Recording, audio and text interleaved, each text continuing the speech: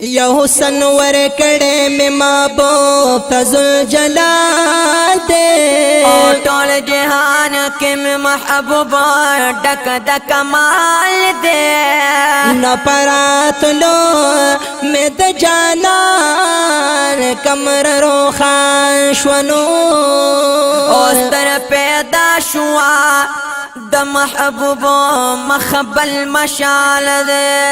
یا نپاک اللہ یا پاک قرآن کے پار پار استائی عاشق اخپل پرے اللہ لا یزال دے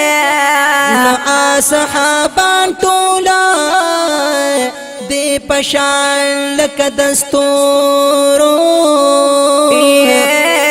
گل زما پکی پشارت د ہلال دے